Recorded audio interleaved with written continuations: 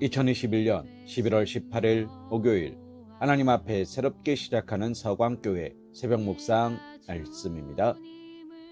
오늘 우리가 함께 묵상할 하나님의 말씀은 출애굽기 10장 7절에서 11절 말씀입니다.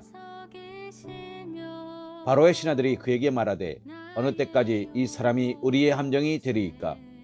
그 사람들을 보내어 그들의 하나님 여호와를 섬기게 하소서. 왕은 아직도 애굽이 망한 줄을 알지 못하시나이까 하고 모세와 아론을 바로에게로 다시 데려오니 바로가 그들에게 이르되 가서 너희의 하나님 여호와를 섬기라. 갈 자는 누구누구냐? 모세가 이르되 우리가 여호와 앞에 절기를 지킬 것인즉 우리가 남녀노소와 양과 소를 데리고 가겠나이다. 바로가 그들에게 이르되 내가 너희와 너희의 어린 아이들을 보내면 여호와가 너희와 함께함과 같으니라. 보라, 그것이 너희에게는 나쁜 것이니라. 그렇게 하지 말고 너희 장정만 가서 여호와를 섬기라.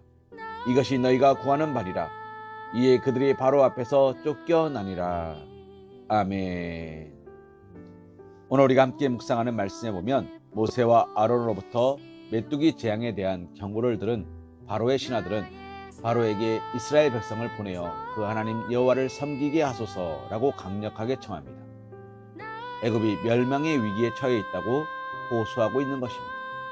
사실 이 말은 살아있는 신으로 숭배받던 결대군주 바로 앞에서 입에 담을 수 없는 말이었습니다.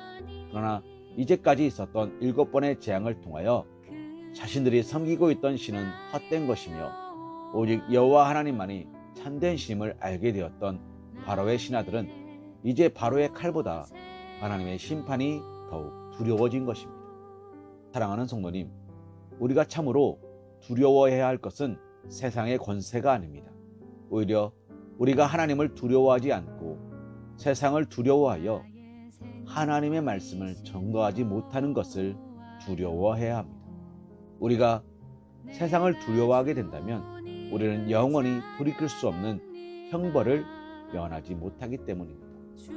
8절 말씀에 바로는 모세에게 가서 하나님을 섬기라고 말하면서 갈 자는 누구냐라고 물었습니다.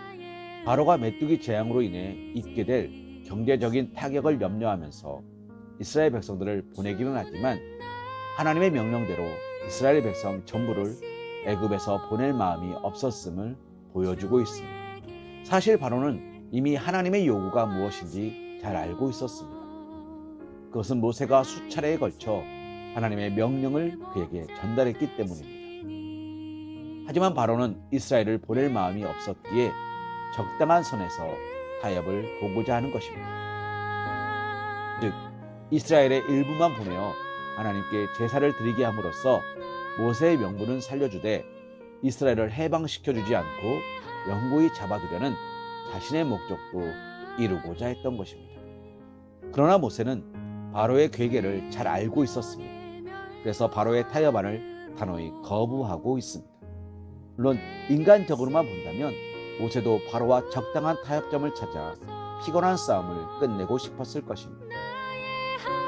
여러 번에 걸친 재앙에도 불구하고 점점 강팍해지기만 하는 바로가 일부라도 데리고 가서 하나님을 섬기라고 한 말이 반갑게 들렸을지 모릅니다.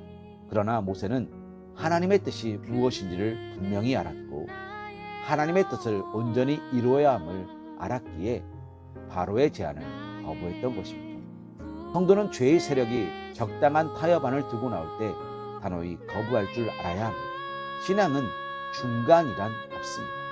말씀에서도 뜨겁거나 차갑거나 하라.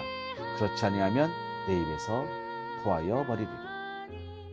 성도가 하나님의 말씀에 온전히 순종하지 아니하고 죄와 세상과 적당히 타협하고 산다면 그는 결코 하나님께 속한 자가 아닙니다.